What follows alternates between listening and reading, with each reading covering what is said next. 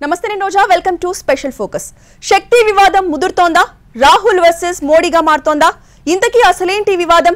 రాహుల్ ఏమన్నారు? దానికి మోడీ కౌంటర్ ఏమిచ్చారు? ఎన్నికల వేళ శక్తి కాంట్రవర్సీకి కారణాలేంటి? శక్తి వివాదం ముదురుతోంది. కాంగ్రెస్ బీజేపీ మధ్య మాటల మంటలు రేగుతున్నాయి. ఇంతకీ కాంగ్రెస్ నేత రాహుల్ గాంధీ ఏం మాట్లాడారు? మోడీ రియాక్షన్ ఏంటి? అసలు ఈ వివాదానికి గల కారణం ఏంటి? శక్తి వివాదం ముదురుతోందా? రాహుల్ వర్సెస్ మోడీగా మారుతోందా? అసలేంటి శక్తి వివాదం? రాహుల్ ఏం మాట్లాడారు? మోడీ రియాక్షన్ ఏంటి? వివాదం ఎందుకింత దుమారం రేపుతోంది? రచ్చకు అసలు కారణాలేంటి?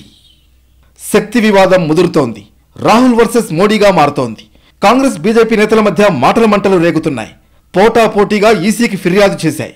రాహుల్ వ్యాఖ్యల్ని వక్రీకరించారని కాంగ్రెస్ అంటోంది. ఎన్నికల నిబంధనల్ని ప్రధాని మోడీ ఉల్లంఘించారని ఈసీ దృష్టికి తీసుకువెళ్లింది. రాహుల్ మాట్లాడింది అధర్మం, అవినీతి, అబద్ధాలపైనేనని క్లారిటీ ఇచ్చింది. మతం గురించి అస్సలు ప్రస్తావించలేదని స్పష్టం చేసింది. బీజేపీ నేతలు సైతం ఈసీని కలిశారు. శక్తిపై పోరాటం చేస్తామంటూ పరోక్షంగా మోడీ మీద వ్యాఖ్యలు చేసినందుకు గాను రాహుల్ గాంధీపై ఎన్నికల సంఘానికి కంప్లైంట్ చేశారు. కేంద్ర మంత్రి హర్దీప్ సింగ్ పురి ఢిల్లీలోని ఈసీ ఆఫీస్కెళ్లి కంప్లైంట్ ఇచ్చారు. రాహుల్పై చర్యలు తీసుకోవాలని కోరారు. కాంగ్రెస్ ప్రజాక్షేత్రంలో అబద్ధాలు చెబుతోంది. ఒకవేళ రాహుల్పై చర్యలు తీసుకోకపోతే ఆ పార్టీ దూషణల పర్వానికి అదుపు లేకుండా పోతుందని మంత్రి హర్దీప్ అన్నారు. అసలు ఏం మాట్లాడారు? వివాదం ఎందుకింత దుమారం రేపుతోంది? బీజేపీ రచ్చ చేయడానికి కారణాలేంటి? ఈ నెల 17న ముంబైలో భారత్ జోడో న్యాయ యాత్ర ముగిసింది. ముగింపు సభలో శక్తిపై రాహుల్ మాటలు వివాదాస్పదమయ్యాయి. హిందూ మతంలో శక్తి అనే పదం ఉంది. మేం ఒక శక్తికి వ్యతిరేకంగా పోరాడుతున్నాం. ఆ శక్తి ఏంటంటే ఈవీఎంలో రాజుగారి ఆత్మ ఉంది. ఇది నిజం.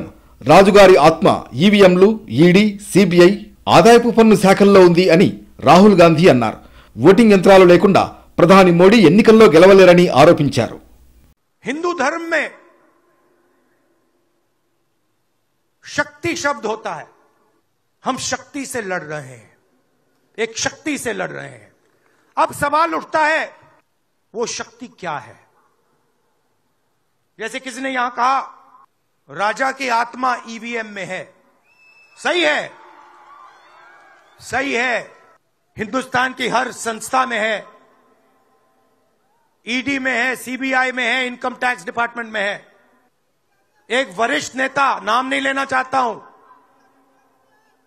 इसी प्रदेश के एक वरिष्ठ नेता कांग्रेस पार्टी को छोड़ते हैं और रो के कहते हैं, मेरी मां से रो के कहते हैं कि सोनिया जी मुझे शर्म आ रही है, मेरे में इन लोगों से, इस शक्ति से लड़ने की हिम्मत नहीं है, मैं जेल नहीं जाना चाहता हूं. రాహుల్ చేసిన ఈ వ్యాఖ్యలకు ప్రధాని నరేంద్ర మోడీ జగిత్యాల సభలో కౌంటర్ ఇచ్చారు. శక్తిని నాశనం చేస్తామని కొందరు ఛాలెంజ్లు చేస్తున్నారు. సవాల్ స్వీకరిస్తున్నానని చెప్పారు. రాహుల్ గాంధీ పేరు ఎత్తకుండా పరోక్షంగా విమర్శించారు. హిందూ మతంలో శక్తి అంటే దైవస్వరూపం. ప్రతిపక్ష పార్టీలు శక్తిని నాశనం చేసేందుకు యత్నిస్తున్నాయన్నారు. శక్తి విధ్వంసం గురించి ఎవరైనా మాట్లాడతారా? ఇది శక్తిని నాశనం చేయాలనుకునే వారికి, శక్తిని ఆరాధించే వారికి మధ్య జరుగుతున్న పోరాటమని మోడీ కామెంట్ చేశారు. ప్రతి తల్లి, ప్రతి కూతురు శక్తి స్వరూపమే. వారిని కాపాడుకుంటా అని అన్నారు. इंडिया अलायंस ने अपना घोषणा पत्र शक्ति को खत्म करने के लिए किया है. मैं इस चुनौती को स्वीकार करता हूं और मैं इन शक्ति स्वरूप माताओं बहनों की रक्षा के लिए जान की बाजी लगा दूंगा, जीवन खपा दूंगा. क्या भारत की धरती पर कोई शक्ति के विनाश की बात कर सकता है? क्या शक्ति का विनाश हमें मंजूर है? हम सब शक्ति की आराधना करते हैं कि नहीं करते हैं? पूरा हिंदुस्तान शक्ति की आराधना करता है कि नहीं करता है? अरे हमने तो चंद्रयान की सफलता को भी किसको समर्पित किया? चंद्रयान की सफलता को भी, जहां चंद्रयान ने लैंड किया, हमने उस सफलता को भी शिव शक्ति नाम देकर के शिव शक्ति को समर्पित किया है. और ये लोग शक्ति के विनाश का बिगुल फूंक रहे हैं. माताएं बहनें, शक्ति स्वरूपा आप क्या ऐसे लोगों को शक्ति का विनाश करने के मौका देंगे क्या? मौका देंगे क्या? शक्ति का विनाश करने वालों का विनाश होना चाहिए कि नहीं होना चाहिए? शक्ति स्वरूपा माताओं की रक्षा होनी चाहिए कि नहीं होनी चाहिए? शक्ति के संस्कार की रक्षा होनी चाहिए कि नहीं होनी चाहिए? ఈ వ్యాఖ్యలపై వెంటనే రాహుల్ గాంధీ ఎక్స్ వేదికగా రియాక్ట్ అయ్యారు. తన వ్యాఖ్యల్ని ప్రధాని మోడీ వక్రీకరించారన్నారు. శక్తి పోరాటంపై తన వ్యాఖ్యల్ని సమర్థించుకున్నారు. మోడీ నా మాటలు ఇష్టపడరు, ఆయన నా మాటలు వక్రీకరించేందుకు, అర్థం మార్చి చెప్పేందుకు ప్రయత్నించారు. ఎందుకంటే ఆయనకు నేను లోతైన సత్యాన్ని చెప్పిన విషయం బాగా తెలుసు అని రాహుల్ అన్నారు. ఎవరి మీదైతే తాము పోరాటం సాగిస్తున్నామో దాన్నే శక్తి అని తాను సంబోధించారని, ఆ శక్తి మోడీనే అని స్పష్టం చేశారు. ఆ శక్తి భారతదేశ వాణిని, సంస్థలను, సిబిఐ, ఐటీ శాఖ, ఈడీ, ఎన్నికల కమిషన్, మీడియా, పరిశ్రమలు, రాజ్యాంగ వ్యవస్థను తమ చెప్పు చేతల్లో పెట్టుకుంటోందని కామెంట్ చేశారు. ఆ పవర్తోనే మోడీ వేల కోట్ల రూపాయల కార్పొరేట్ రుణాలను మాఫీ చేస్తున్నారన్నారు. స్వల్పమైన రుణాలను కూడా కేంద్రం తీర్చలేక రైతులను ఆత్మహత్యలకు ప్రేరేపిస్తోందని విమర్శించారు. మోడీ కౌంటర్ ఇచ్చారు, రాహుల్ క్లారిటీ ఇచ్చారు. కానీ కాంట్రవర్సీ ఆగలేదు. వివాదం మరింత ముదిరింది. ఈసీకి పోటాపోటీగా కాంగ్రెస్, బీజేపీ ఫిర్యాదు చేసుకున్నాయి. ఎన్నికల వేళ రాహుల్ వ్యాఖ్యల్ని వక్రీకరించిన మోడీపై చర్యలు తీసుకోవాలని కాంగ్రెస్ కోరింది. ముందు శక్తిపై వివాదాస్పద వ్యాఖ్యలు చేసిన రాహుల్పై చర్యలు తీసుకోవాలని బీజేపీ ఈసీని కలిసింది. శక్తిపై సోషల్ మీడియాలో ఓ రేంజ్లో వార్ నడుస్తోంది. దేశమంతా ఇరు పార్టీల నాయకులు ఖండిస్తున్నారు. గల్లీ నుంచి ఢిల్లీ దాకా స్పందిస్తున్నారు. ఎవరి వర్షన్ వారు వినిపిస్తూ వివాదాన్ని మరింత రాజుకునేలా చేస్తున్నారు. రాహుల్ మాటల్లో అసలు తప్పేం ఉందని కాంగ్రెస్ నేతలు ప్రశ్నించారు. ఎన్నికల్లో లబ్ధి పొందేందుకే కావాలని రచ్చ చేస్తున్నారని ఆరోపించారు. ఈ ఆరోపణల్ని బీజేపీ నేతలు కొట్టిపారేశారు. శక్తి, సనాతన ధర్మానికి ప్రాతినిధ్యం వహిస్తున్న మహిళల్ని రాహుల్ గాంధీ అవమానించారని ఫైర్ అయ్యారు. శక్తి వివాదంపై బీజేపీ ఐటీ సెల్ నిప్పు రాజేస్తోంది. శక్తి, సనాతన ధర్మానికి ప్రాతినిధ్యం వహిస్తున్న మహిళల్ని రాహుల్ గాంధీ అవమానించారని ఆరోపిస్తోంది. శక్తికి వ్యతిరేకంగా బహిరంగ యుద్ధం ప్రకటించాలని చెబుతోంది. సనాతన ధర్మాన్ని ధ్వంసం చేసేందుకు ఇండియా కూటమి సిద్ధంగా ఉందని పోస్టులు చేసింది. హిందువులు దుర్గామాతను పూజిస్తారు, ఆమె శక్తి అని బీజేపీ అంటోంది. ఆ శక్తితో పోరాటం చేస్తామని రాహుల్ చెబుతున్నారని విమర్శించింది. నిజానికి ఏ మతాన్ని, మహిళల్ని కించపరిచేలా రాహుల్ గాంధీ మాట్లాడలేదు. పోరాటమంతా బీజేపీ పైనేనని తేల్చి చెప్పారు. ఎవరి మీదైతే తాము పోరాటం సాగిస్తున్నామో దానినే శక్తి అని అన్నారు. ఆ శక్తి మోడీనే అన్నారు. ఆ విషయాన్నే కాంగ్రెస్ చెబుతోంది. కానీ ఈ మాటల్ని బీజేపీ మరోలా ప్రజెంట్ చేస్తోంది. రాహుల్ శక్తి గురించి తప్పుగా మాట్లాడారని కార్నర్ చేస్తోంది. అసలే ఎన్నికల టైం, మైలేజ్ కోసం ఇరు పార్టీలు ప్రయత్నాలు చేస్తున్నాయి. శక్తి వివాదంపై పోటాపోటీగా ఈసీకి కూడా ఫిర్యాదులు చేసుకున్నాయి. రాహుల్ గాంధీ మాట్లాడిన దాంట్లో కాంట్రవర్సీ ఉందా, లేక ఆయన వ్యాఖ్యల్ని వక్రీకరించారా? ఈ విషయంలో ఈసీ ఎలా స్పందించబోతుందనే దానిపై ఉత్కంఠ నెలకొంది. దేశమంతా ఎన్నికల మూడ్లోకి వెళ్ళింది. 7 విడతల్లో ఎన్నికలు జరగబోతున్నాయి. ఏప్రిల్ 19న తొలి విడత పోలింగ్ జరుగుతుంది. జూన్ 1న 7వ దశ పోలింగ్ ఉంది. జూన్ 4న ఫలితాలను వెల్లడిస్తారు. షెడ్యూల్ వచ్చిన రోజు నుంచే ఎన్నికల కోడ్ అమల్లోకి వచ్చింది. సార్వత్రిక ఎన్నికల్లో గెలుపు కోసం అధికార, విపక్షాలు వ్యూహాలు రచిస్తున్నాయి. ఎన్డీఏ 400 సీట్లను లక్ష్యంగా పెట్టుకుంది. అబ్ కీ బార్ 400 కే పార్ నినాదంతో కథన రంగంలోకి దూకింది. ఎన్డీఏకి గట్టి పోటీ ఇవ్వాలని ఇండియా కూటమి ప్రణాళికలు రచిస్తోంది. ఇప్పటికే ప్రధాన పార్టీలు అభ్యర్థుల తొలి 2వ విడత జాబితాలను ప్రకటించాయి. మిగతా స్థానాల్లో అభ్యర్థుల కోసం వడపోతలు కొనసాగిస్తున్నాయి. మరోవైపు దేశవ్యాప్తంగా ప్రచార సన్నాహాలు చేస్తున్నాయి. ఇప్పటికే ప్రధాని మోడీ ప్రచార సభల్లో హోరెత్తిస్తున్నారు. అటు కాంగ్రెస్ నేత రాహుల్ గాంధీ ప్రచార పర్వంలోకి దిగారు. ముంబైలో భారత్ జోడో న్యాయ యాత్రను ముగించారు. ఆ తర్వాత కంప్లీట్ క్యాంపెయిన్ స్టార్ట్ చేయబోతున్నారు. కానీ ముంబై ముగింపు సభలో రాహుల్ ప్రసంగం వివాదాస్పదమైంది. శక్తిపై ఆయన చేసిన వ్యాఖ్యలు దుమారం రేపుతున్నాయి. అసలే ఎన్నికల సమయం. ఇప్పుడు ఏం మాట్లాడినా భూతద్దం వేసి ప్రత్యర్థులు వెతుకుతారు. కొంచెం అటు ఇటుగా మాట్లాడితే ఇక అంతే.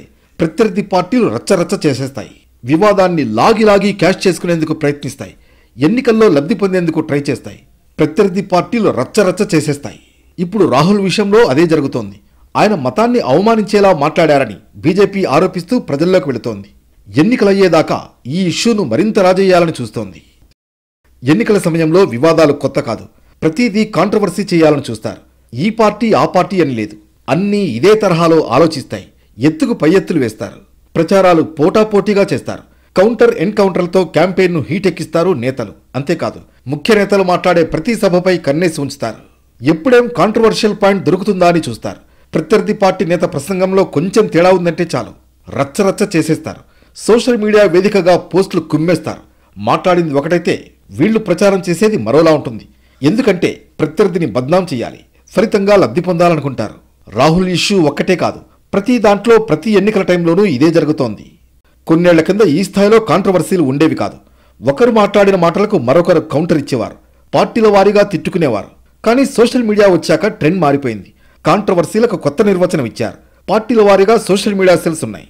లేని దాంట్లో వివాదాలు వెతకాలి, ఆ వివాదాల్ని రాజుకునేలా చేయాలి, ప్రత్యర్థుల్ని ట్రోల్ చేయాలి, ఎప్పుడూ జనం నోట్లో నానుతూ ఉండాలి. ఏ పార్టీ టార్గెట్ అయినా ఇదే. ఇప్పుడు శక్తి ఎపిసోడ్లో అదే జరుగుతోంది. రాహుల్ మాట్లాడిన మాటల్ని వివాదం చేస్తూ బీజేపీ తనకు అనుకూలంగా మలుచుకుంటోంది. ఎన్నికల టైంలో నాయకులు ఆచితూచి మాట్లాడాలి, అస్సలు నోరు జారద్దు. సున్నిత విషయాల్లో చాలా జాగ్రత్తగా ఉండాలి. మతాల విషయంలో సంయమనం పాటించాలి. కానీ మైక్ దొరికిందంటే చాలు కొందరు లొడలొడా మాట్లాడేస్తూ ఉంటారు. ఆ టైంలో నోటికేదొస్తే అదే మాట్లాడేస్తారు. ఆవేశంతో ఊగిపోతారు. అనవసర వివాదాల్ని కొని తెచ్చుకుంటారు. గతంలో ఎంతోమంది నేతలు ఇలా అనవసర వివాదాల్లో చిక్కుకున్నారు. కులాలు మతాల విషయంలో టంగ్ స్లిప్ అయితే ఇక అంతే. వివాదాలు చుట్టుముడతాయి, విమర్శలు తుఫాన్లా ముంచెత్తుతాయి, పంచుల పటాసులు పేలుతాయి, ట్రోల్స్ ఓ రేంజ్లో సాగుతాయి.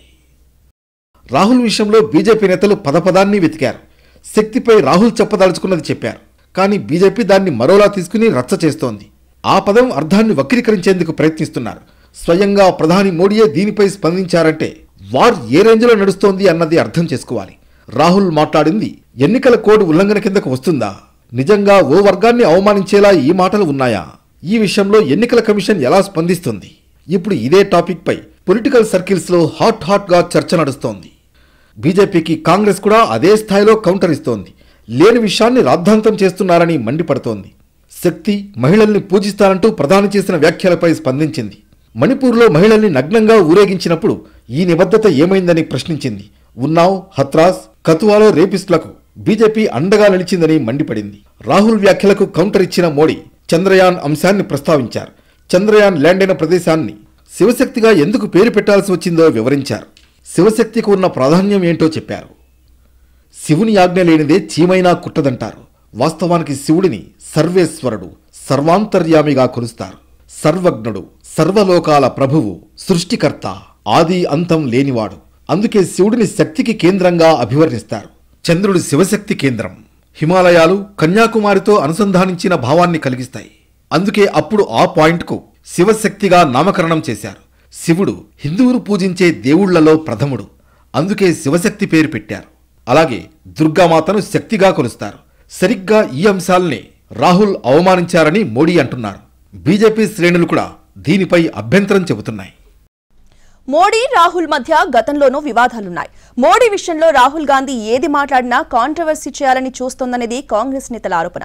రాహుల్ను బీజేపీ ఎందుకు టార్గెట్ చేసింది? మాట్లాడే మాటలను, చేసే పనుల్ని భూతార్థం వేసి మరీ వెతుకుతుందా? కొంచెం తేడాగా ఉన్నా కూడా రచ్చ చేస్తున్నారా?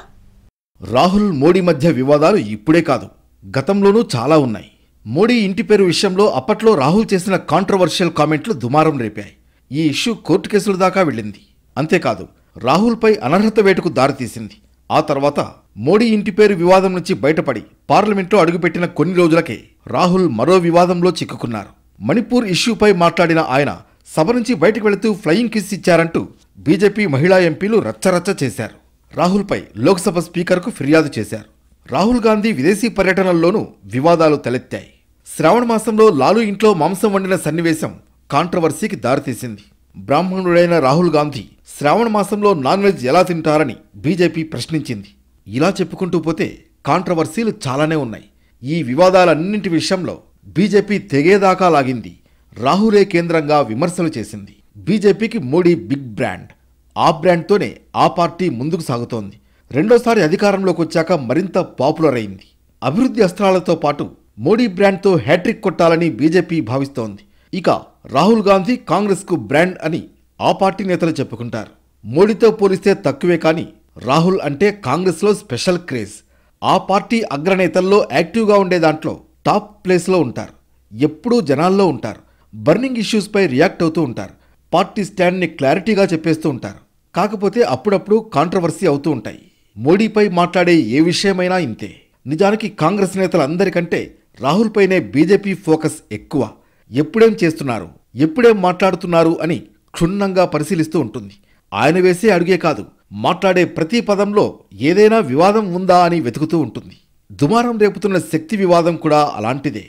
బీజేపీ నేతలే కాదు, ఏకంగా ప్రధాని మోడీయే స్పందిస్తూ ఉంటారు. గతంలో ఎన్నోసార్లు రాహుల్ని పాయింట్అవుట్ చేస్తూ మాట్లాడారు. నిజానికి రాహుల్పై బీజేపీకే కాదు, దేశం దృష్టి అంతా ఉంటోంది. ఎందుకంటే కాంగ్రెస్లో టాప్ లీడర్ ఆయన. అంతకు మించి గాంధీ కుటుంబాల వారసుడు. ఒకప్పుడు ప్రధాని రేసులో ఉన్నారన్న ప్రచారమే కారణం. వీటన్నింటికీ మించి పాదయాత్రలు, సభలు, పర్యటనలతో తరచూ జనాల్లోకి వెళ్లడం. భారత్ జోడో యాత్ర 2 విడతల్లో ఎన్నో వేల కిలోమీటర్లు తిరిగారు. సామాన్యుల కష్టాల్ని విన్నారు, దగ్గర్నుంచి చూశారు. ఈ విషయాలపై ఎప్పటికప్పుడు కేంద్ర ప్రభుత్వాన్ని ప్రశ్నిస్తూనే వస్తున్నారు. దేశంలోని పరిస్థితుల గురించి తీవ్రంగా ఆలోచిస్తున్న కొద్దిమంది నేతల్లో ఆయన ఒకరు. మోడీది సూట్ బూట్ అని, అదానీ అంబానీ సర్కార్ అని ఎన్నో విమర్శలు చేశారు.